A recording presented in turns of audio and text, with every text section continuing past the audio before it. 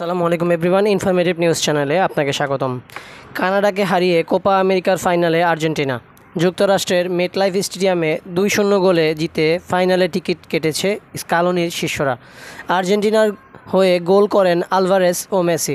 ম্যাচের 3 মিনিটের মাথায় প্রথম সুযোগ পায় কানাডা। শেফেলবার্গের বাঁ পায়ের শট গোলবারের উপর দিয়ে চলে যায়। 8 মিনিটের মাথায় সেই শেফেলবার্গই আবার একই পজিশনে বল পেলে সেটিও বাইরে মারেন। ম্যাচে আর্জেন্টিনা প্রথম আক্রমণের সুযোগ আসে 12 মিনিটের মাথায়। ডি বক্সের বাইরে থেকে লিওনেল মেসির বাঁ পায়ের জোরালো শটটি লক্ষ্যভ্রষ্ট হয়।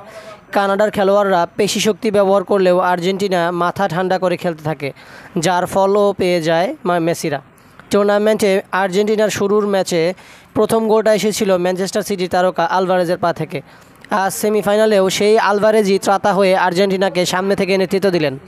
22 মিনিটে তার দেওয়া গোলই 1-0 ব্যবধানে এগিয়ে যায় আর্জেন্টিনা। রদ্রিগো ডি পলের ডিফেন্সেরা পাস থেকে বল পেয়ে গোলরক্ষকের 2 পায়ের ফাঁক দিয়ে লক্ষ্যভেদ করেন আলভারেজ।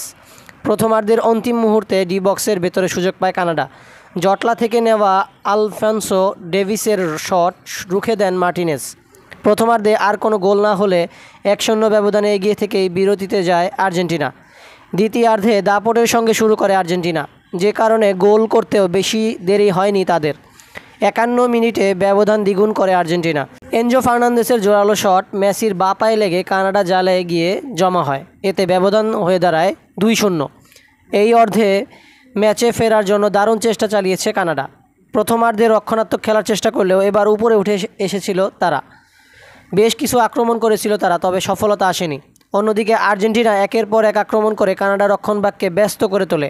61 মিনিটে দি মারিয়ার অ্যাসিস্ট থেকে আলভারেজের একটি শট রুখে কানাডার গোলরক্ষক ম্যাক্সিম ক্রিপাও।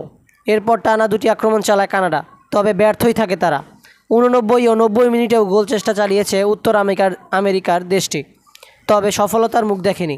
শেষ পর্যন্ত 2-0 গোলের জয় নিয়েই ফাইনাল নিশ্চিত করে আর্জেন্টিনা।